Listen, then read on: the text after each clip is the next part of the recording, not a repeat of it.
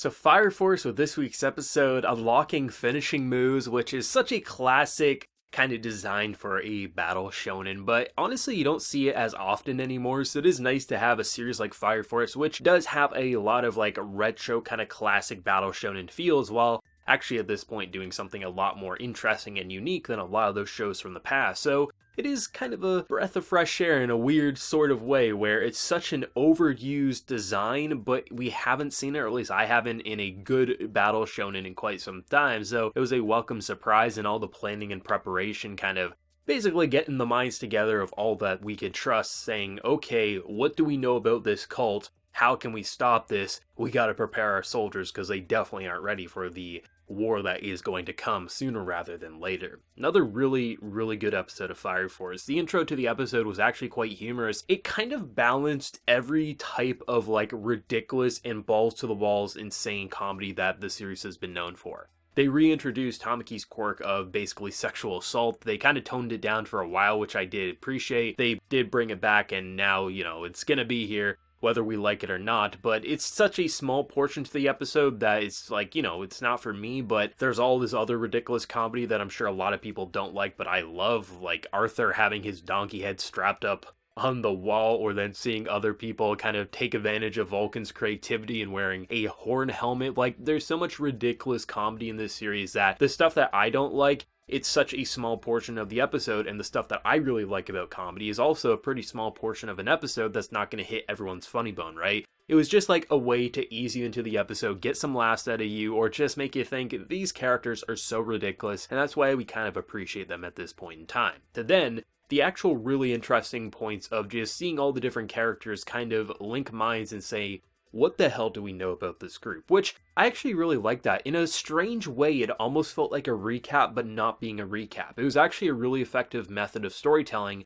to kind of butt heads, take everyone that we trust at this point in time and reflect what the hell is going on with this. Why do they want to burn the earth? How are they going to burn the earth? And seeing where this cult is clearly going to go in the future. Because we have Giovanni, who is a crazy bastard. Badass character design, badass abilities, but he's a crazy lunatic. No one can deny that. But I did find it quite interesting how they pretty much put a scapegoat up on the news reporter's stand so they could take the fall, as really the real people kind of slip away into the darkness and kind of prepare for their next attack. It's actually kind of genius, and because he always wore a mask, there's no one who can basically say that's not the real one besides Vulcan, because he kind of knew him since he was younger. But who are they going to trust? The leader of a division, or just some random lunatic who used to kind of bash cans together in his junkyard as far as the general public would see it? He's basically been disgraced all his life. There's no way to prove that isn't the real Giovanni. It was just really fun seeing that kind of play out. I'm sure some people might want to call that type of content dry and boring. It's just a lot of dialogue sitting around butting heads, but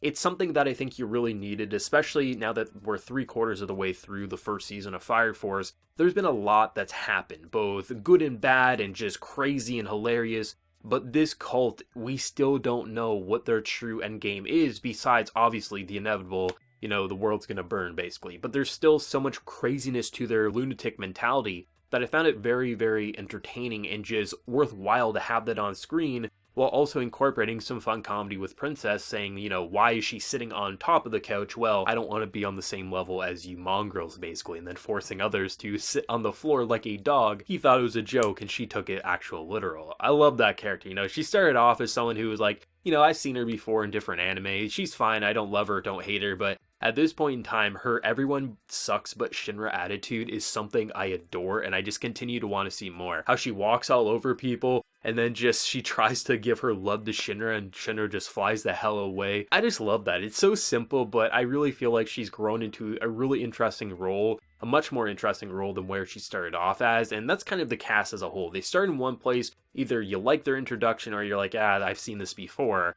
But give it enough time, give it enough episodes, they usually become something quite special, which I really like. And hell, we get more Benimaru in this episode. This dude is a total badass and tank, and I thought it was kind of great that he was going to train Arthur and Shinra. My two lovable idiots, and just, they're always button heads, they're always trying to be the better of the other, eating fastest or training fastest, all the ridiculous things. And I think having someone who does secretly like these guys, but doesn't really show emotions that well, and just have him kind of train them and kind of explore what their finishing move could be, I thought was like the perfect route to go down. Of course, you have like people like Maki, who's basically, supposed to be training, but then getting kind of berated by her fellow colleagues, and they basically have total rights to say, hey, you're a fire soldier, don't play with fire, but she loves her little critters, and I thought it was nice that Vulcan came up with like, she can put these like little lovable, dangerous flame into like a cannon that will float around and will be totally awesome, which I just love the technology in Fire Force. There's always so many ways to create, literally, the only abilities people have is fire in this series. However, fire has so many ways to both visually look different and also have creative ways to incorporate their flames, both with different technologies, as we've seen freezing abilities with tech, or now with like these floating cannons and things like that. I just love all the uniqueness that they can come up with, and now that we have Vulcan on our team, there's going to be some crazy technology that we're going to see. This season is going to spiral out of control with creativity, both the good with some of the, horned helmets or donkey heads, but also the really, really awesome where you can put out fires within a second because of like this grenade, right? But obviously, I think my favorite and probably most people's favorite part of the episode was the training with Shinra, Arthur, and Benimaru. I thought it was interesting how Arthur technically already has his finishing move, which is his sword play. He just needs to hone it and basically master it. And for the most part, this episode was watching him get his ass beaten and how he would just like announce his surprise attack and then get his face pummeled, and he'd be like, hey, if you're gonna do a surprise attack, hey, maybe don't call it out, you idiot.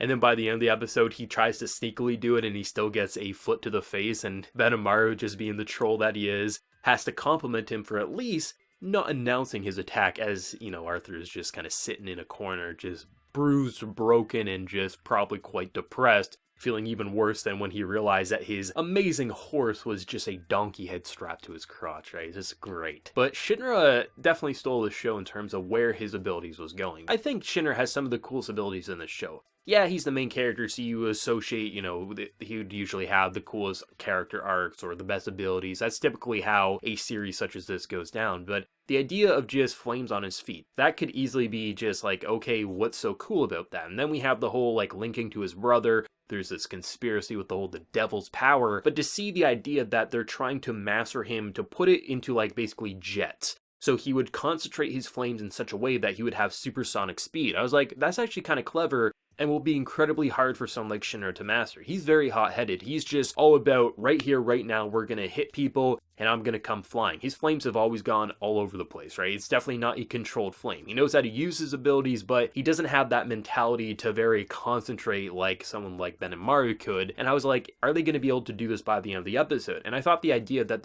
I'm sure some people are going to say this was a plot device, but it's not. We've always seen characters in Fire Force do different hand gestures. We haven't really focused in on it, or at least I know I haven't, and I haven't seen anyone really focus in on it in my comment sections. But the idea that there's always been these hand gestures, these postures, these poses that helps you control your flame and concentrate your power into different sections of your body. It's always been there, we just really didn't focus in on it, and now we have a technical term and just understanding that different poses will be able to allow you to control your flames in different ways. So the idea that Shinra realizes like, okay, this is the claw formation I gotta use for my abilities, it starts working, and then obviously days pass, and then he can finally master it. I think it's like super awesome. I think it's a way to make us say like, oh, that's a really clever way of how this character who most likely wouldn't be able to concentrate that well can do this, because his mind may not be the sharpest around. He's definitely sharper than Arthur, but still, he's no, like, Einstein, right? He's not going to be someone who's going to be able to concentrate 100%. He's an emotional character, but then you have these hand gestures that have always been a part of the Fire Force. We've seen them throughout the episodes, we just never focused in on them, and that's how he was able to concentrate in his own way. It's like, it's a super clever way to introduce this, like, finishing move without it feeling like it was just handed to him on a silver platter. Those are the types of directions I really like with Fire Force, is like the first core of this anime. It was very shonen. It was very battle shonen comedy. There was some interesting things for sure, but I could understand why there was so many people who were saying, this feels like just an anime I would have watched in the early 2000s. I've enjoyed it since episode 1, but I understood some people's complaints. At this point, however, with episodes 13 through 18 now, this has become something so special. If you've enjoyed it from the first core, obviously carry through and watch it, but I could understand like people saying, I don't want to watch a core to get to this type of content. But for me, it's been so fun since episode 1, even with its missteps, that at this point, Fire Force is getting more interesting. Its world mechanics, its battle mechanics, its conspiracy mechanics are so exhilarating. We can have an entire episode just watching characters train or focusing in on a cult, and that's going to be great. But then you can have those simplistic moments, those slice of life comedy scenes, or them eating dinner, like the bonding moments, or just building tech. There's so many ways for Fire Force's cast to explode in just amazing ways that I'm always interested. You got the whole Joker and Victor thing. Like, that's so interesting, where they feel like these weird anti-heroes and you don't know, are they truly friend or foe? At one point they might help you, and at the other point they may drag you to a cult. You really don't know where those characters are going, but you want them on screen because they are such a curveball that you can never predict their true trajectory. That's what's so great about Fire Force, is that it feels so familiar, but at the same time it feels so unique in terms of what it's actually doing with its execution. Fire Force is not letting up right now, and I'm continuing to have an absolute blast, but what did anyone think? For either manga readers or anime originals like myself, favorite moment? Where do you think next week is going to go now with the power-ups? Whatever you feel, do let me know. Be sure to like the video if you did enjoy, and also hit that subscribe button if you have been new. So until next time everyone, please take care and have a good one.